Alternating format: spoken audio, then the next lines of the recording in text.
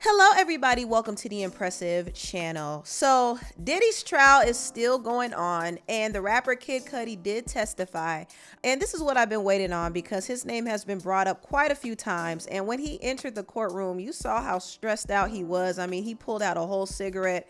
He was like, whew, here we go. So for those who don't know, Cassie was dating Kid Cudi during the time that she said she and Diddy had a break.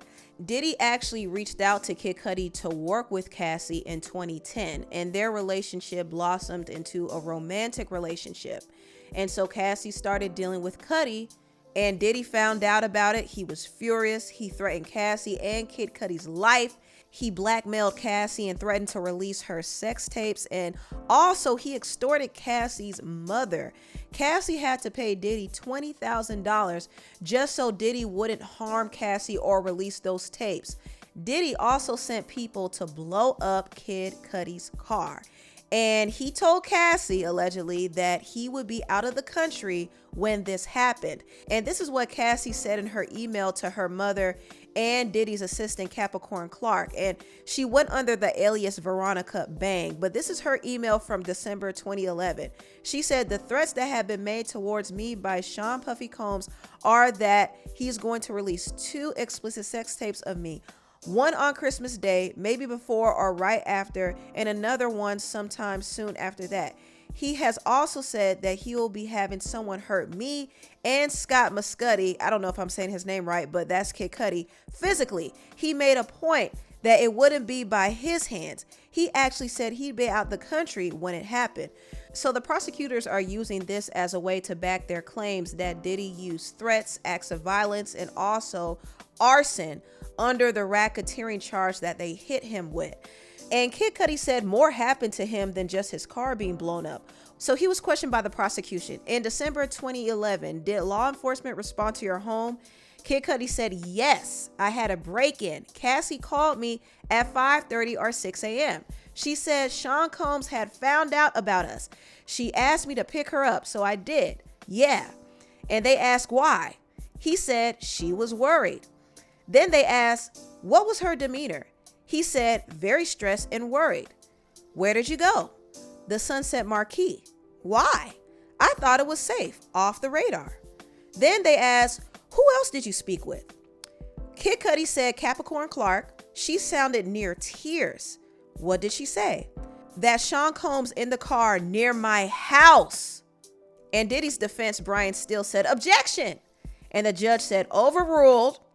And they said, you called Sean Combs? And Cudi said, I did. He said, I'm over here waiting for you. When you arrived, what did the outside look like? Cudi said, pretty normal. Any security camera? Yes, but I found out they weren't working. Kid Cudi went on to say that the security cameras were moved. And also, he said that his house seemed to be broken into because some of his gifts that he got from Chanel were opened, and also his dog was locked up in the bathroom. And that was very unusual.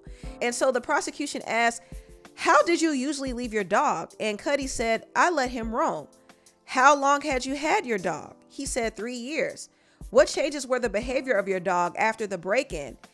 He said jittery, on edge all the time. So basically, Cudi implied that Diddy had people do something to his dog. What would make a perfectly normal dog jittery all of a sudden? Well, it could be that they caused the dog pain, they tortured the dog, they stressed the dog out. Could be that they tried to poison the dog. I mean, there are some substances that causes dogs to have tremors or shakes. I don't know, but clearly that dog went through some trauma, and I do believe Diddy was behind it. The AUSA/prosecution went on to ask, when you saw Cassie, how did she seem? Cudi said depressed. They said, did you see Cassie in Connecticut? He said, yes, she needed it. Did Mr. Combs call you? He said, yes, he hit me a few times. Hit? Called me. He had to clarify. They asked him, what did you say? And Cudi said that I didn't want to talk with him. He broke into my house, hurt my dog.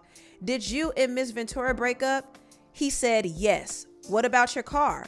Cudi said, my dog's babysitter called me and told me my car was on fire. Whew! Lord Jesus. And they actually showed several pictures of Kid Cudi's damaged Porsche. So imagine if he was in the car when this happened. He possibly could have died or been seriously injured. Then the AUSA asked, what was your reaction to your car being set on fire? Cudi said, what the F? Did you think it was accidental or intentional? And Cudi said, intentional. Where did you last see Miss Ventura? Cudi said, at Soho House. I'd reach out to Sean Combs and said, let's talk. This is getting out of hand. And Diddy security, D-Rock, and Kid Cudi's manager set up the meeting. And they asked, what was Mr. Combs doing? And Cudi said, standing there like a Marvel supervillain. He said, we were homies. You know that's my girl. And they asked, what did you say? Cudi said, I thought you had broken up. Then Sean Combs offered me water twice. It was weird. Sean Combs being so calm. The AUSA said, what did Cassie say? That we have fallen in love, things happen. What did you say to Mr. Combs? Cudi responded, what about my car? He said, I don't know what you're talking about. I walked away. Cudi did say he felt like Diddy was lying about not knowing what happened to his car. Diddy knew. He knew. The AUSA asked, did you see Sean Combs later? And Cudi said a few years later, also at Soho House, he said, I'm sorry for all that BS. I was surprised, so I found peace with it. Now, Diddy's defense did say that the DNA tested on the car was actually from a female, which is interesting. So maybe Diddy had some female blow up the car. I don't know, but I do believe he was behind it. Diddy's lawyer, Brian Steele, also tried to take a petty shot at Cassie too when he brought up the fact that Kid Cudi got played by Cassie. Now, would I say she played him? No, she was scared for his life and hers, so she stopped dealing with him. But Cudi admitted that he felt played. When Brian Steele said, Miss Ventura told you it was over, he said, we just stopped talking. You told this honorable court and this jury that she played you? Cudi said, yes. Then he said, she played you and you had no clue? And he said, no clue. Why was this even a question? He then asked, you went to see him, meaning Diddy. Didn't you think he had a gun? Cudi said, I couldn't call it. He said, you're a strong person. That's how you categorize yourself? And Cudi said, yeah, this crossed the line. And then Steele said, Miss Ventura told you she was abused? And Cudi said, yes. Diddy's attorney, Brian Steele, asked, but she never said she was actually abused, true? And Cudi said she did not. Steele said, did you love her? Tell me if I'm wrong. Cudi said, I did. You got played by the same person who played Mr. Combs, Cassie Ventura. What in the world? I know they're trying to make Cassie look bad, but you can't make Cassie look bad in a situation like this when Diddy was unhinged enough to try to take somebody's life all because he was jealous.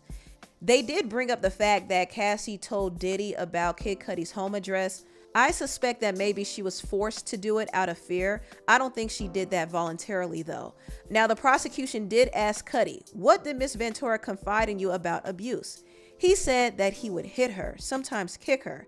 Then they asked, the day of the break-in, was she carefree? And Cudi said, no.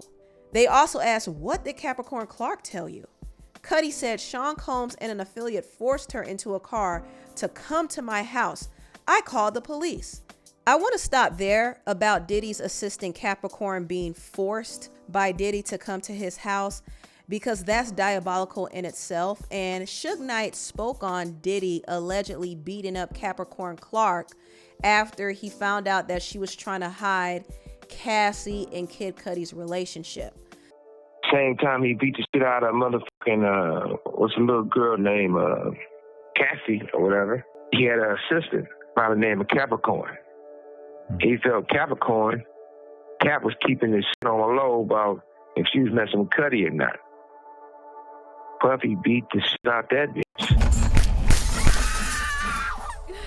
It was an Interscope person, the Interscope check that paid her to settle or he wouldn't go to jail. So Suge said that Interscope had to pay off Capricorn Clark to not tell on Diddy.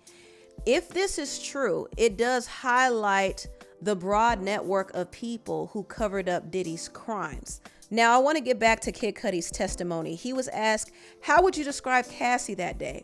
He said, just really shook. Him finding out about us. Why did your relationship with Miss Ventura end? He said, the drama. It was getting out of hand. I wanted to give space. What drama? The break-in for my safety, her safety? Why did you have safety concerns? Cudi said, because I knew Sean Combs was violent. Shout out to Kid Cudi for being brave enough to go to the stand. I mean, Diddy is scary. I mean, the man is absolutely crazy. Now, I do want to talk about people bringing up Lauren London. Lauren London is a good friend of Cassie's, and some people have noticed that she has been oddly silent ever since Cassie went public with her allegations against Diddy. Now, in Lauren's defense, I do believe that she probably has privately supported Cassie, and she's a private person overall, so I don't expect her to be speaking out about these things online like that. And it's very possible that she might be called to the stand. Who knows? But the internet has been wondering, where is Lauren? Why has she been so quiet? Like, she hasn't even sent out a statement via her team to even say something. What's going on? Well, unfortunately, when people are too quiet, people start to make rumors about them, right? So this gang leader in LA named Wack 100 is spreading these crazy rumors about Lauren allegedly being down with Diddy and Cassie in more ways than one. They didn't scream Laura London name 50 million times. Laura London and Cassie's best friends. Is she? Man, John eyewear commercials and photo shoot. They were best friends. Aw, she's... Laura introduced her nigga to the nigga. Listen, that's his best friend. He didn't freak that too. Believe that. Oh, shit. Laura London and Cassie were best friends. Okay, so you're not gonna tell me her and Nipsey and whatever, or her and Diddy and all them ain't had their fun. You're not gonna tell me that. I'm not no fool. I'm looking at how Cassie moving. We understand what that is with Lauren. She was with Nipsey for 5 years and with a kid, so I don't want to hear all that. How perfectly and wholesome she was. Either he was an individual or she had some flaws that went on that y'all don't know about. Obviously, Nipsey was into the freak-offs. Just with the other baby mama. See, you're not going to get me to believe that her and the best friend didn't enjoy a time or two, maybe in the penthouse floor in the London Ritz somewhere. You're just not going to get me to believe it. I'm looking at living how he's swinging. So that's what Wack 100 said, and it's messy. It's a wild speculation, and Wack is going to have some issues in LA if he keeps speaking on Nipsey and Lauren, so he needs to chill. But Lauren's name is getting brought up more and more often as this trial goes along. She was very close associates with Cassie and Diddy, so she knows quite a bit. And I'm wondering if she is going to testify.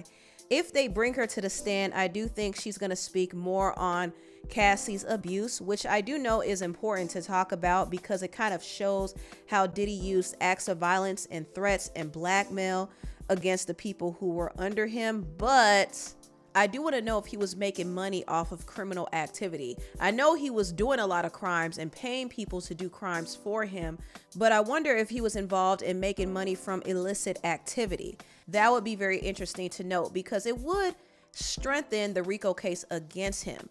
But right now, I do think the prosecutors are laying down some good groundwork right now, especially after hearing some of these testimonies. So we'll see how this whole thing continues to unfold in the future. But anyway, tell me what you all think about this video down below. Please like, comment, and subscribe, and share this video if you care. Thank you so much for watching, and I'll see you next time. Bye.